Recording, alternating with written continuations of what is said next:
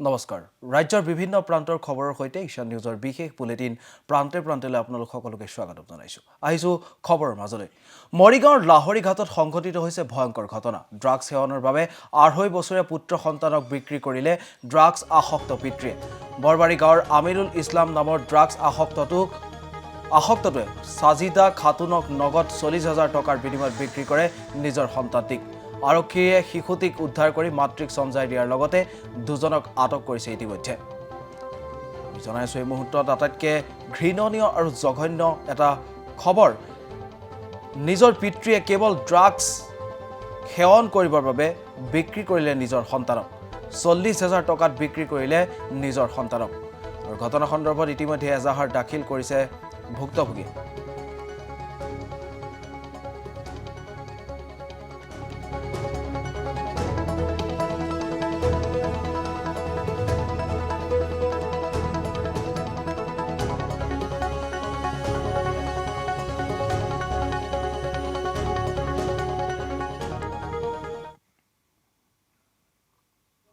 মৰিয়নিৰ দিছৈভেলী সংৰক্ষিত বনাঞ্চলত নাগাৰ বেদখল অব্যাহত দুখন চৰকাৰৰ বিৰুদ্ধে বুজাবুজিৰ পাছত দিছৈভেলীত সংৰক্ষিত বনাঞ্চলৰ পৰা অসম আৰক্ষী প্ৰত্যাহাৰ কৰাৰ 12 ঘণ্টা নহওঁতেই পুনৰ নাগা দুৰ্বৃত্তই দিছৈভেলী বনাঞ্চলৰ অসমৰ ভূমি আৰি গ'ল নাগা ছাত্ৰ সংগঠনৰ 5খন ফলক সোণোৱাল খণ্ড বন বিভাগে আৰু মৰিয়নি আৰক্ষীয়ে 5খন ফলকৰ ভিতৰত মাত্ৰ এখন ফলক আঁতৰাই নিজৰ দায়িত্ব সামৰাৰ অভিযোগ উত্থাপন হৈছে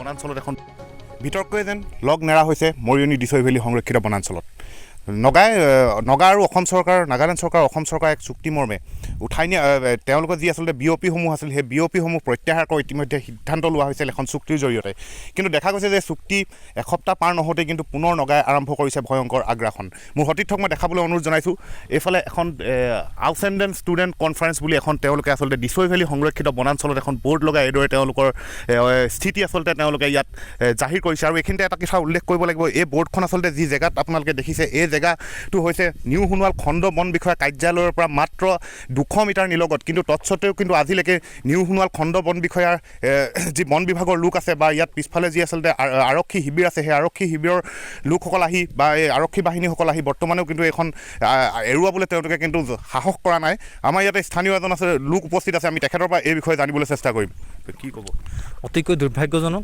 যে অসম চৰকাৰ আৰু নগা চৰকাৰে যে 31 জুলাইত এটা শান্তি চুক্তি কৰাৰ পিছতো নগাই কিন্তু নিজৰ স্থিতি কিন্তু তেওঁলোকে এৰা নাই তেওঁলোকৰ মানে এটা জাতীয় ধৰ্মৰ নিচিনা তেওঁলোকে কিন্তু এই আগ্ৰাসন তেওঁলোকে কৰি আহিছে অতীতৰ পৰা তেওঁলোকে এই মাটিখিনি বনাঞ্চল মাটিখিনি আমাৰ বেদখল কৰি আজি আমাৰ প্ৰায় 200-100 মিটাৰমান আছে তেওঁলোকে কিন্তু আকৌ সেইবিলাকো তেওঁলোকে দখল কৰিব বিচাৰিছে নাজানো সেই চুক্তি তেওঁলোকে কি হ'ল কি না ৰাজহুৱা নহ'ল যদিও তেওঁলোকে সেই চুক্তি ভাইলেট কৰিলে একেবাৰে ধুলিচাত কৰি নচাত কৰিলে আৰু তেওঁলোকে আগ্ৰাসন কৰিবলৈ আৰু ষ্টুডেণ্ট কনফাৰেন্সে ইতিমধ্যে তেওঁলোকৰ স্থিতি প্ৰকাশ কৰিছে যে এইখিনি মাটি আমাৰ গতিকে আমি অসম চৰকাৰক দাবী জনাইছোঁ অতি শীঘ্ৰে বেদখল মুক্ত কৰিব লাগে আৰু ষ্টুডেণ্ট কনফাৰেন্সে যি লগাইছে এইখিনি ফলকখিনি গুচাব লাগে বিতৰ্ক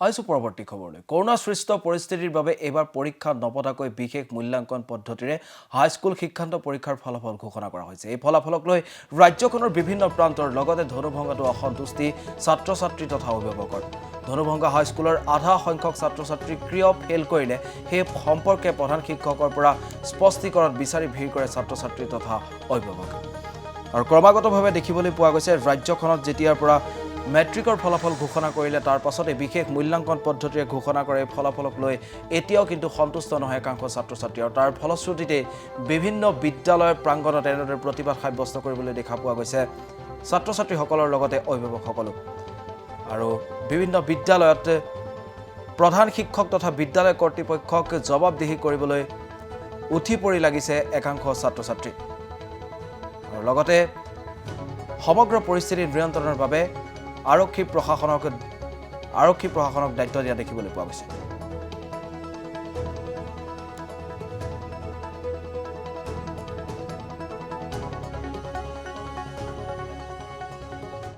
মেট্ৰিক এইখন স্কুলত এইবাৰ দিছিলে 109 জনৰে পাছ কৰিছে 51 জন আৰু 58 জনে ফেল কৰিছে তোমালোকে গোটেইখিনি ফেল কৰিছা এইটো ভাবো আমি যেতিয়াকে যিসকলে মানে পাছ কৰিব নালাগিছিল সেইসকলে পাছ কৰিছে আৰু যিসকলে ফেল কৰিছে না সেইবিলাক মানে পাছ কৰাৰ সম্ভাৱনাটো আছিলে অলপ হ'লেও তেওঁলোকে কিহৰ কাৰণে ৰাখিছে এইটো আমি ক'ব নোৱাৰোঁ এইটো সঠিককৈ কিন্তু আমি শুনামতে এইখন স্কুলৰ ৰিজাল্টটো এইখন স্কুলতে বনাইছে বুলি ক'ব পাৰিছোঁ যিহেতুকে যি আমাক ৰিজাল্ট চাইহে মানে তেওঁলোকে সেৱাই আমাক ডিভিজনটো দিছে এইখন স্কুলৰ গোটেই অসমৰ ক'ব লাগিল এতিয়া সেইটোৰ কাৰণে ছাৰে কৈছে আমাক আমি 3জনৰ কাৰণে ফাৰ্ষ্ট ডিভিজনৰ কাৰণে দিছিলোঁ বুলি কৈছিলে আমি আৰু ছেকেণ্ড ডিভিজনত কিমান সেইটো ক'ব নোৱাৰোঁ সঠিককৈ যিখিনি ফাৰ্ষ্ট ডিভিজনৰ কাৰণে দিছিলে সেইখিনি পাছ কৰিছে ফাৰ্ষ্ট ডিভিজনত সকলোৱে আৰু ছেকেণ্ড ডিভিজনত 16 আছিলে 16 ষ্টুডেণ্ট আছিলে 16 ষ্টুডেণ্টৰ কেইজন মানে বহুত কেইজনে আছে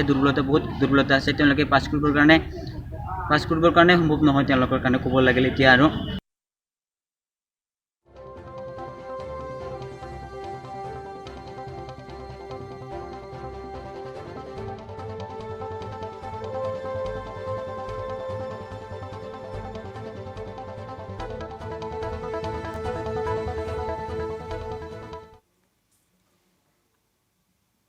শিৱসাগৰৰ উদীয়মান যুৱকৰ হাতৰ পৰশত প্ৰাণ পাইছে প্ৰকৃতি দৰিদ্ৰতা নেওচি আগুৱাই যোৱাৰ সপোন শিৱসাগৰৰ চেতিয়া গাঁৱৰ দেৱাশীষ চেতিয়াৰ প্ৰকৃতি মানুহ আদি বিভিন্ন বিষয়ৰ ছবিবোৰত সুনিপুণ হাতৰ পৰশ দি মাটিৰে লিপা বেৰখনক একমাত্ৰ মাত্ৰা প্ৰদান কৰিছে দেৱাশীষ চেতিয়াই আৰু এনেদৰে শৈল্পিক যি প্ৰতিভা সেই প্ৰতিভাৰ উৎকৰ্ষ সাধন কৰিছে শিৱসাগৰৰ এই যুৱকজনে বিভিন্ন ধৰণৰ মানুহৰ প্ৰতিকৃতি এনেদৰে অংকন কৰি খ্যাতি লাভ কৰিবলৈ সক্ষম হৈছে এই প্ৰতিভাৱান যুৱকজন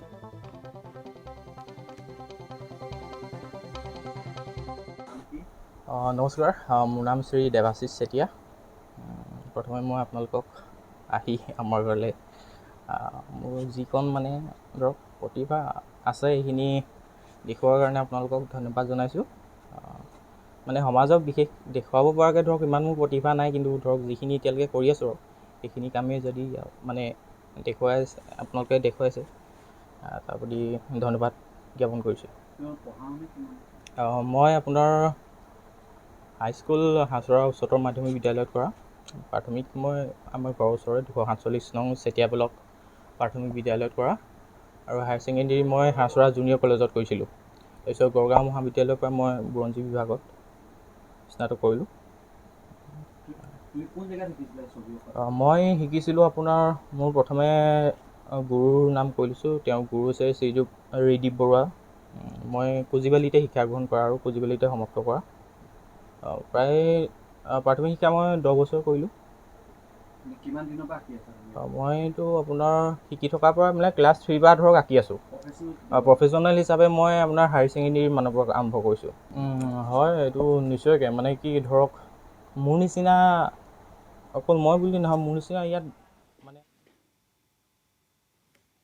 ইফালে বেকী নদীৰ বিধ্বংসী খহনীয়ে ৰাজ্যৰ মাজত আতংকৰ সৃষ্টি কৰিছে কলগাছিয়াৰ মইনবৰী পাহাৰতলীৰ বেকী নদীৰ তীব্ৰ খহনীয়াই জাহ গ'ল প্ৰাথমিক বিদ্যালয় খহনীয়াত শতাধিক পৰিয়ালৰ ঘৰ মাটি ভেটি জাহ যোৱাৰ লগতে গোবিন্দপুৰ পাহাৰতলীৰ প্ৰাথমিক বিদ্যালয়খনো জাহ গৈছে আৰু এনেদৰে এতিয়া সৰ্বহস্ত হৈ পৰিছে ৰাইজ সৰ্বশ্ৰান্ত হৈ পৰিছে ৰাইজ খহনীয়াই ৰাজ্যখনত ৰৈছে কালৰূপ আৰু খহনীয়াৰ পৰা বাচি নাথাকিল বিদ্যালয় আৰু এনেদৰে চপৰে নদীৰ বুকুত জাহ গৈছে ইটোৰ পাছত সিটোকৈ অনুষ্ঠান প্ৰতিষ্ঠান মানুহৰ বাসগৃহ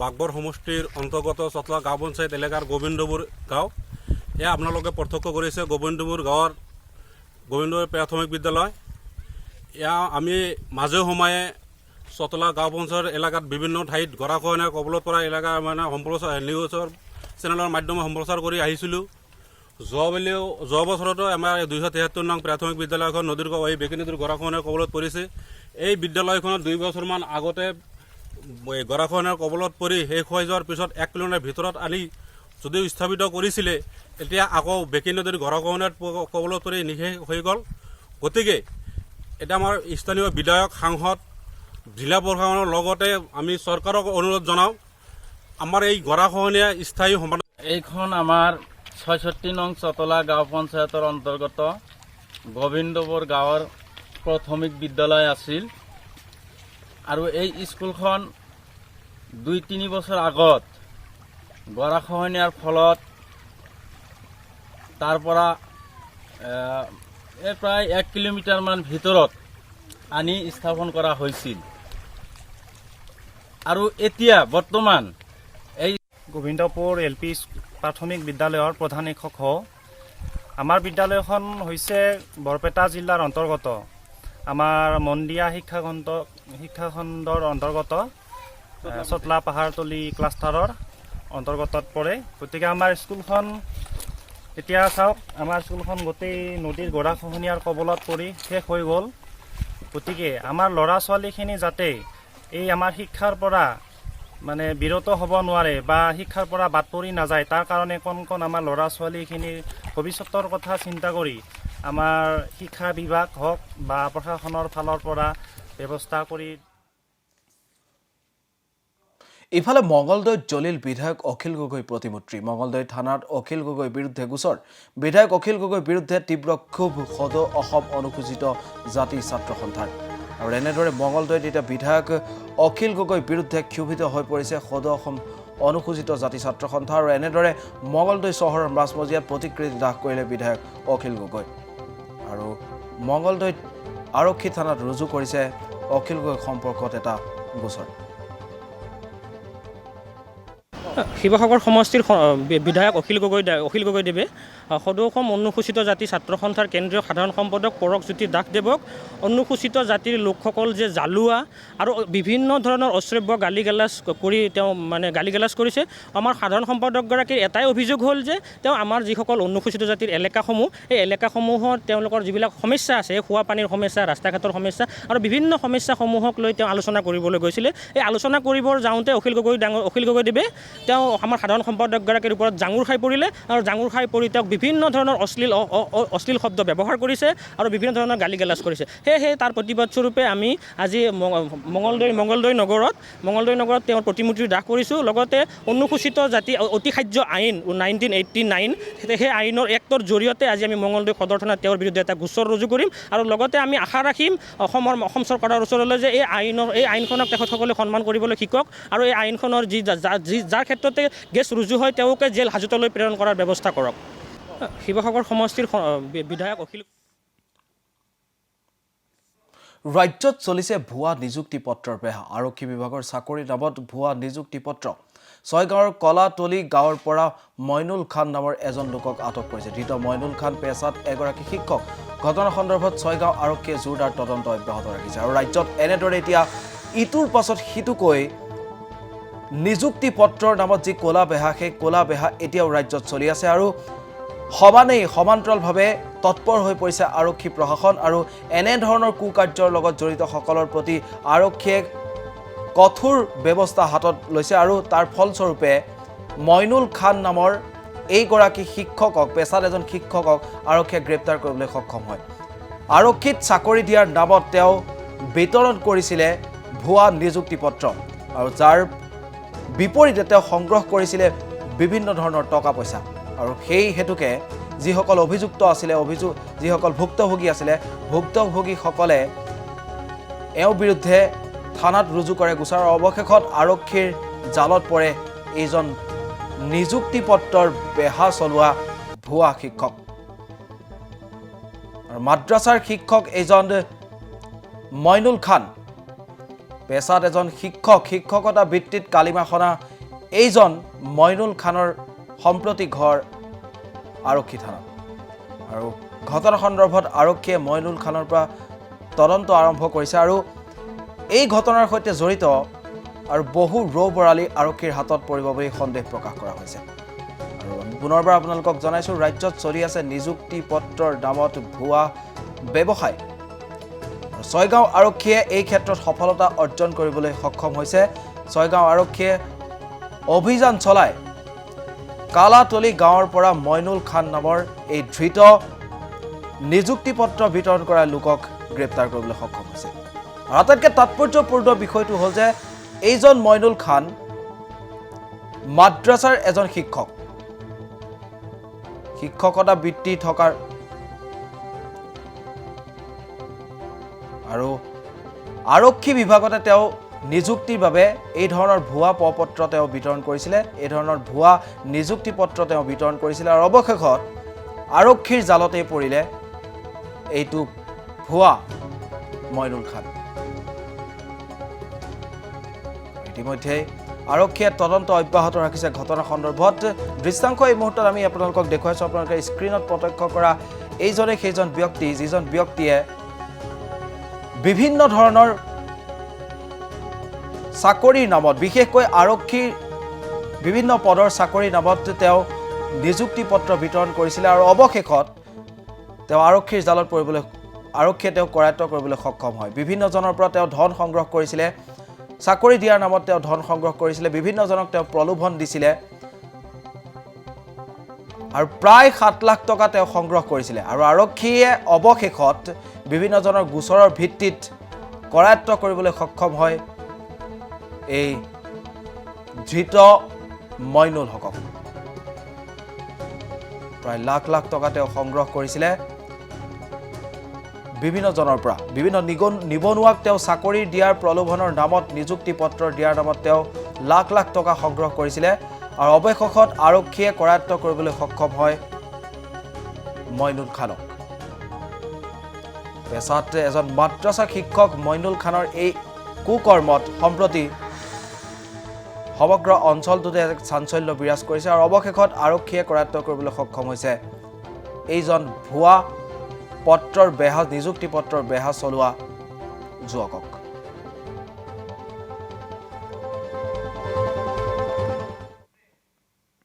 ব্লেংকেট বিচাৰি আজি গোলাঘাটত উপস্থিত হ'ল দিছপুৰ আৰক্ষী। গোলাঘাটত যোৱা সপ্তাহতে গুদামে গুদামে উদ্ধাৰ হৈছিল ব্লেংকেট। অবৈধভাৱে মজুত ৰখা ব্লেংকেটৰ ইটোৰ পাছত সিটো গুদাম চিল কৰিছিল গোলাঘাট আৰক্ষীয়ে। অবৈধভাৱে মজুত ৰখা বহু লাখ টকাৰ ব্লেংকেট ক'ৰ পৰা আহিল, ইয়াক লৈ সৃষ্টি হৈছে ৰহস্য। আৰক্ষীৰ তদন্ততহে স্পষ্ট হ'ব সমগ্ৰ বিষয়। মই দিছপুৰ থানাত কেছ নম্বৰ 2560/21 সংক্ৰান্তত ইয়াতে আহিছোঁ। ইয়াৰ পৰা আমি WT মেছেজ পাইছিলোঁ যে কিছুমান মানে এই কেছ ৰিগাৰ্ডিঙত কিছুমান বস্তু ৰিকভাৰী হৈছে। এইটো মই প্ৰথম কথা আইডেণ্টিফাই কৰিব আহিছোঁ। যদি এইবোৰ আমাৰ বস্তু হয় তেতিয়াহ'লে আমি চিজ কৰি লৈ যাম। ইমান আচ্ছা, কিছুমান কম্বল আছে, ব্লেংকেট আছে। ঠিক আছে, মে বি হ'ব পাৰে। আইডেণ্টিফাই হোৱাৰ পিছত আপোনালোকক জনাই আছোঁ। ঠিক আছে, হোৱা নাই। আইছো পৰৱৰ্তী খবৰলৈ। কদম্বৰী ক্ৰিয়েশ্যন KC ডিজিটেলৰ প্ৰযোজনাত দ্য ৰেডিঅ' গাই চুটি ছবি মুকলি কৰা হৈছে। ছবিখনত অভিনয় কৰিছে জনপ্ৰিয় শিল্পী শশাংক সমীৰে। ছবিখনৰ পৰিচালনা সমুজ্জ্বল কাশ্যপৰ। ছবিখনত গীত পৰিৱেশন জয় বৰুৱাৰ। অনুষ্ঠানত উপস্থিত জনপ্ৰিয় অভিনেতা ৰবি শৰ্মা, কামৰূপ মহানগৰ আয়ুক্ত দেৱাশিষ। ছবিখনত দৰ্শকে KC ডিজিটেল ফিল্ম ইউটিউব চেনেলৰ জৰিয়তে চাব পাৰিব।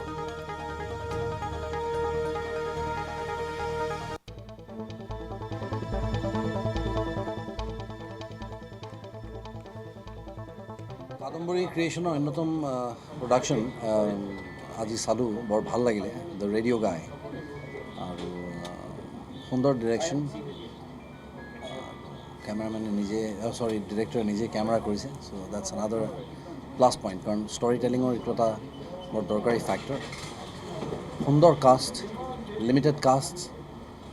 সমীৰে কৰিছে এটা মেজৰ কেৰেক্টাৰ, বাদলে কৰিছে এটা, হৰ্ষে কৰিছে, হীৰাবাইটো আছে। মই ভাবোঁ যে এইটো এটা বৰ সুন্দৰ কম্বিনেশ্যন। আৰু ষ্টৰিটো যি ধৰণে তেওঁ আগুৱাই লৈ গৈছে, তাত পেচৰ ইউনিফৰ্মিটি আছে, সেইটো বৰ ভাল লাগিল। আৰু Samujjal as a film maker had always been very promising. তেওঁ আজিলৈকে যিকেইটা কাম কৰিছে, সেইটো তেওঁ 3 নম্বৰ কাম। KC ডিজিটেল ফিল্মছৰ এখন নতুন চুটি ছবি দ্য ৰেডিঅ' গাই। ইয়াত মই কৰা কেৰেক্টাৰটো হৈছে RJ প্ৰসূন, এজন সাধাৰণ ল'ৰা। প্ৰসূন সাধাৰণ ল'ৰা এজন, সাধাৰণভাৱে সকলোৰে নিচিনাকৈ থকা এজন ল'ৰা। কিন্তু লাহে লাহে পৃথিৱীৰ যিটো যান্ত্ৰিকতা, কৃত্ৰিমতা, ষ্ট্ৰেছ, খুব দৌৰা-দৌৰি, অকলশৰীয়া, সকলোৱে মানে বান্ধি পেলোৱা যিটো পৰিৱেশ এটা ক্ৰিয়েট হৈছে লাহে লাহে আধুনিক জীৱনত। চ' এনেকুৱা এজন মানুহৰ হৈ থকা ঘটনাবিলাকৰ লগত যেন কৰিব বিচৰা ঘটনাবিলাকৰ মিলবিলাক নাথাকি বাধ্যত পৰি পেলাই এফালে গৈ থাকে, এনেকুৱা ধৰণৰ হয়। কিন্তু তাৰ মাজতে বহু কথা জীৱনত থাকি যায়, বহু কথা শুনিবলৈ থাকি যায়, বহু কথা ক'বলৈ থাকি যায়। সেইটো হয়তো পৰিয়ালৰ মাজতো হ'ব পাৰে, বন্ধুৰ মাজতো হ'ব পাৰে। তেনেকুৱা বহু কিছুমান কথা লৈ পেলাই এটা সময়ত নিজক যিটো আৱিষ্কাৰ কৰাৰ যিটো ঘটনা, তেনেকুৱা ঠিক এটা কেৰেক্টাৰ। চ' মই এজন ৰেডিঅ' জকিৰ কেৰেক্টাৰ কৰিছোঁ। এটা সময়ত মই নিজেও ৰেডিঅ' জকি আছিলোঁ। যিটো ষ্টেচন ইয়াত দেখুওৱা হৈছে সেইটো ষ্টেচনতে আছিলোঁ গাপশ্ব। আহিছোঁ পৰৱৰ্তী খবৰলৈ। গুৱাহাটী মহানগৰীৰ নুনমাটিত গুৱাহাটী পৌৰ নিগমৰ উচ্ছেদ অভিযান। পদপথত অবৈধভাৱে দখল কৰা কেইবাখনো ক্ষুদ্ৰ ব্যৱসায়িক প্ৰতিষ্ঠান উচ্ছেদ GMC কৰ্তৃপক্ষৰ। নুনমাটি নেপালী চকৰ পদপথত থকা কেইবাখনো ক্ষুদ্ৰ ব্যৱসায়িক প্ৰতিষ্ঠান উচ্ছেদ কৰে GMCয়ে। GMCৰ উচ্ছেদ চলোৱাক কেন্দ্ৰ কৰি অঞ্চলটোৰ সৃষ্টি হয় তীব্ৰ উত্তেজনা। উচ্ছেদত বাধা দিয়া একাংশ ব্যৱসায়ীৰ ব্যয়বস্তুক লৈ যোৱাৰ লগতে কৰ্তৃপক্ষক দুৰ্ব্যৱহাৰ আৰু মাৰধৰ কৰাৰ অভিযোগ উত্থাপন হৈছে। উচ্ছেদিত ব্যৱসায়ীসকলৰ চৰকাৰলৈ আহ্বান, হয় আবাস সংস্থাপিত কৰক, অন্যথা আমাৰ পৰিয়ালৰ দায়িত্ব বহন কৰক চৰকাৰে। উঠাই দিছোঁ, উঠাৰ পিছতে মই ছাইড কৰিছোঁ। ছাইড কৰাৰ পিছত সিহঁতো আৰু সিহঁতো ইয়াৰ পৰা লৈ যাব হৈছে, বস্তুবিলাক লৈ যাব হৈছে। মই তাৰ পৰা ধৰিছোঁ, ধৰাৰ পিছত সি কি কৈছে মোক কোব দিছে, হাতত কোব দিছে, মই হাতটো এৰি দিছোঁ। এৰি দিয়াৰ পিছত মই পিছত আহিছোঁ, এনেকৈ উঠাই দিছে, মোৰ ইয়াতে লাগি গৈছে। মাৰিছে তোমাক আৰু মাৰি দিছে, মাৰিছে লাঠি দি মাৰি দিছে। মাৰি দিয়াৰ পিছত মোৰ ফাটি গ'ল। ফাটি দিয়াৰ পিছত মই ফাৰ্মাচীৰ ঘৰত গৈছোঁ, বেণ্ডেজ কৰিছোঁ, আহি কিনে গোটাইখিনি আৰু নাপালোঁ আৰু চব উঠাই দিছোঁ। উঠাৰ পিছতে মই ছাইড কৰিছোঁ। ছাইড কৰা আমি গম পোৱা নাই, কালি বুলি আহিছিল, আহিলে ৱাৰ্ণিং দি গৈছিল। তাৰপিছত আজি আমিতো গম নাপাওঁ, আমি গাঁৱৰ পৰা আহোঁ, তাৰ কাৰণে আজি এতিয়া অকস্মাত আহিয়ে মাছ লৈ গৈছোঁ, গোটাই মাছবিলাক লৈ গৈছোঁ। কিমান মাছ? মোটামুটি আমাৰ 3জন বেপাৰীৰ পৰা 5 কাৰ্টন মাছ লৈ গৈছোঁ। কিমান ৰকম মূল্য? মোটামুটি ধৰি লওক 20,000 পৰা 25,000 ভিতৰত হ'ব। আমি গম পোৱা নাই, কালি বুলি আহিছিল, আহিলে ৱাৰ্ণিং দি গৈছে। আমাক ইয়াতে ফুটপাথত দোকান দিবৰ কাৰণে কিহৰ কাৰণে লোন দিছে? সেইটো কাৰণে লোন দিছে আমাক, ফুটপাথত দোকান দিবলৈ পইচা দিবৰ কাৰণেহে। আমি যদি ফুটপাথত দোকান নিদিওঁ তেতিয়াহ'লে লোনটো তেখেতে কিয় দিছে?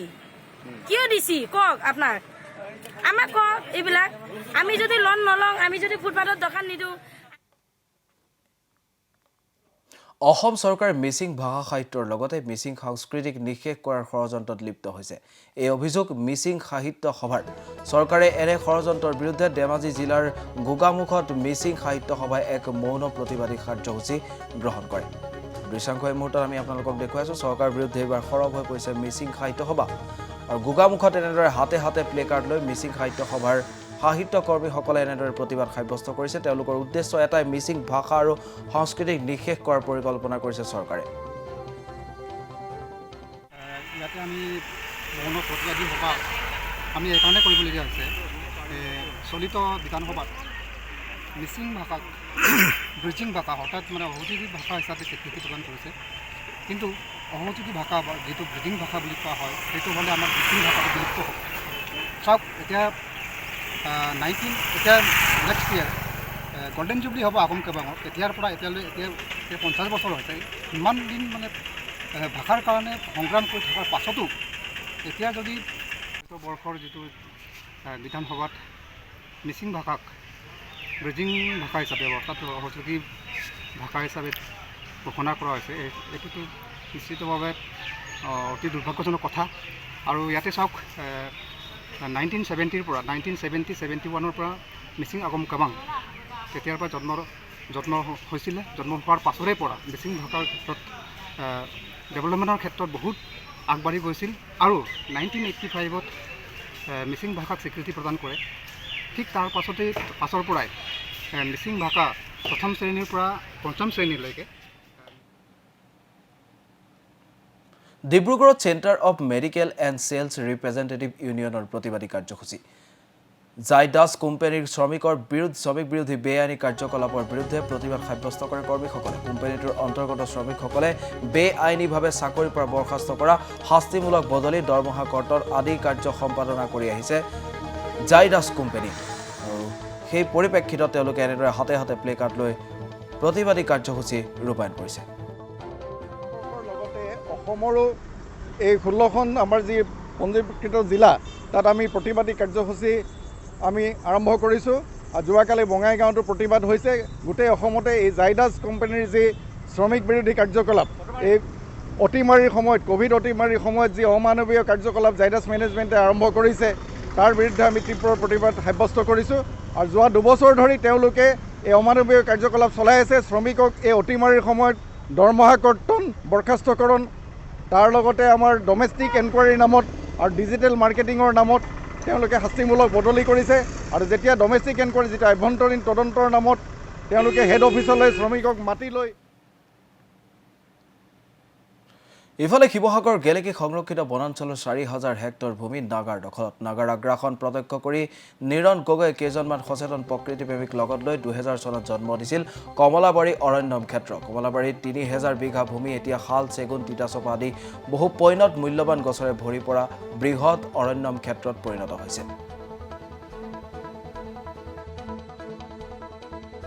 আমাৰ একচুৱেলি এইটো আমি 2000 চনৰ পৰা কৈছোঁ কিন্তু তাৰ আগৰ পৰাই 2 বছৰমান আগৰ পৰা এনেই জেগাটো অবজাৰ্ভ কৰি থকা হৈছিলে কিন্তু 2000 চনৰ পৰা আমি গছপুলি লগাইছোঁ প্ৰথম আমাৰ ইফালে চুম পুলি লগাইছোঁ প্ৰায় এইটো আমাৰ 3000 মান বিঘা আমি এতিয়া মানে এইখিনি কাম কৰি থকা হৈছে আৰু ইয়াৰ এটা পাৰ্ট ধৰি লওক আমাৰ মানে ৰেভিনিউ লেণ্ড আছে আৰু এটা পাৰ্ট হ'ল গেলেকী ফৰেষ্ট ৰিজাৰ্ভ মূল্যৱানৰ ভিতৰত ইয়াতে চেগুন আছে তিতাচপা আছে আৰু বেলেগ গছো লগাইছে কিন্তু এই দুটা বেছি বিশেষ মূল্যৱান ধৰি লওক আৰু আমি ইয়াত এইখিনি যি শতিকা ৰুই আছোঁ এতিয়া এইখিনি আমাৰ অকল তিতাচপা আছে ইয়াত কিমান আছে তিতাচপা তিতাচপা প্ৰায় আমি 14000 গছ লগাইছোঁ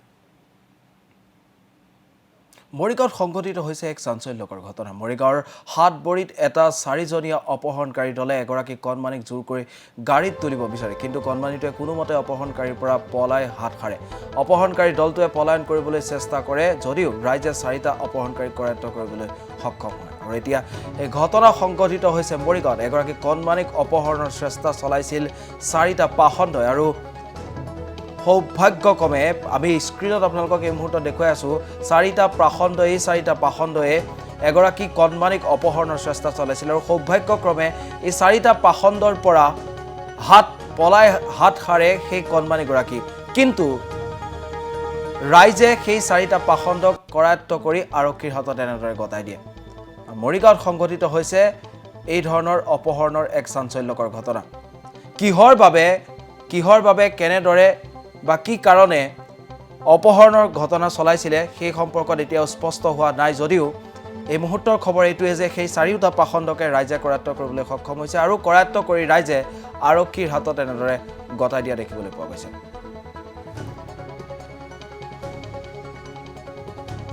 আৰু এনেদৰে এতিয়া ৰাজ্যৰ শিশু অপহৰণকাৰী সক্ৰিয় হৈ পৰিছে ইটোৰ পাছত সিটোকৈ অপহৰণৰ ঘটনাই চাঞ্চল্য বিৰাজ কৰিছে ৰাজ্যখনৰ বিভিন্ন প্ৰান্তত তেনে এক অনুৰূপ ঘটনা সংঘটিত হৈছে মৰিগাঁৱত আৰু মৰিগাঁৱত সংঘটিত হৈছে শিশু অপহৰণৰ ঘটনা এগৰাকী কণমানি শিশুক 4টা পাখণ্ডই এনেদৰে অপহৰণৰ চেষ্টা চলাওঁতেই হাতে লুতে ৰাইজৰ হাতত ধৰা পৰে 4টা পাখণ্ড অৱশেষত ৰাইজে কৰায়ত্ব কৰিবলৈ সক্ষম হয় এই 4টা পাখণ্ড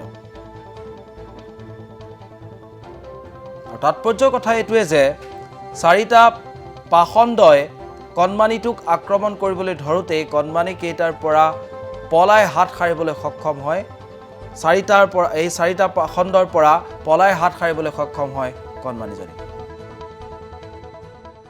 চুলি বেবাই চুলিয়ে কচা দিছিলে বোলে সি কৈছে বুলি গাড়ী লাগি বোলে মাতি নি আছে ইহঁত যাই আছে দে সৌ চনা তাৰপিছত বোলে তোৰ বাঢ়ি পিনে বোলে মানুহটো আহোঁগে ধৰিব ওলাওঁগে বোলে মানুহটো দেখা পালে বোলে তেতিয়া বোলে পোৱালি জমা কোলা মোলা পৰি ল মাৰি আহিছোঁ সেই মানুহটো কোৱা দেখিছে সিহঁতে গাড়ী লৈ আহিছিলে কেইটা মানুহ আছিলে 3টা ড্ৰাইভাৰ এটা আৰু আকৌ চুলি বেপাৰী 2টা আপোনাৰ নাতি হয়নে নাতি আকৌ বিশেষ মই সিফালৰ পৰা আহি আছোঁ তেতিয়া গাঁৱৰ মাজত দেখিছোঁ যে জুম পাতি আছে মানুহ বহুত হোৱাৰ কাৰণে মই ৰৈ গ'লোঁ ৰৈ যাই সুধিলোঁ কি হ'ল তেতিয়া সোধাৰ পিছত ছোৱালী গাৰ্জেণ্টে লগত অগুৰি মানুহ এজনে মানে দৌৰাই যাই পেলাই সিহঁতক গাঁৱৰ মাজত আবদ্ধ কৰিছে টেম্পুখন তেতিয়া আমিও সিফালৰ পৰা আহি পাইছোঁ সুধিলোঁ যে কি হ'ল তেতিয়া ছোৱালীজনী কান্দি আছে ছোৱালীজনী তাৰপিছত মই সুধিলোঁ কি হ'লে তোমাৰ কৈছে এইকেইটা মানুহে মোক দৌৰাই ধৰি কিনে গাড়ীটো উঠাই নিব বিচাৰিছে যে যদি গাঁৱৰ মানুহখিনিয়ে সম্পূৰ্ণভাৱে প্ৰত্যক্ষভাৱে ৰক্ষণাবেক্ষণা নিদিলে হয় হয়তো তেওঁলোক আজি লৈ গুচি গ'ল মানুহকেইটা মানে এই চুলি বেপাৰ কৰে কিবা বেপাৰ কৰে সেনেকৈ গাঁৱে ঘূৰি ফুৰে এই চিনাকি মানুহ নহয় তেওঁলোকক এজনক সুধিলে এজনে ক'লে আহিছোঁ পৰৱৰ্তী খবৰলৈ আজি পদ্মশ্ৰী ডক্টৰ ৰবীন বেনাৰ্জীৰ 18 সংখ্যক মৃত্যুতিথি গোলাঘাটৰ ৰবীন বেনাৰ্জীৰ বাসগৃহ তথা ৰবীন বেনাৰ্জী সংগ্ৰহালয়ত পালন কৰা হয় মৃত্যুতিথি বিবেকানন্দ কেন্দ্ৰীয় বিদ্যালয়ৰ শিক্ষকে ৰবীন বেনাৰ্জীৰ প্ৰতিচ্ছবি আৰু সমাধি ক্ষেত্ৰত বন্তি প্ৰজ্বলন কৰাৰ লগতে পুষ্পাঞ্জলি অৰ্পণ কৰি মৃত্যুতিথি পালন কৰে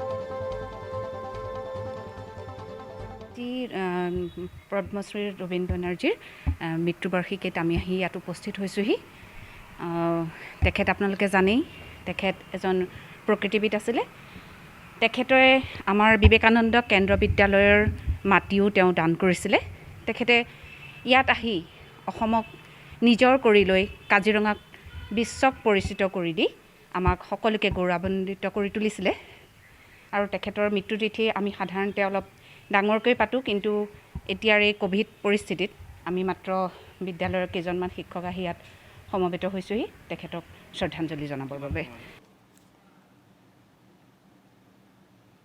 আৰু ইয়াৰ লগে লগে প্ৰান্তে প্ৰান্তেৰ পৰা মই ভাস্কৰ শইকীয়াই বিদায় লৈছোঁ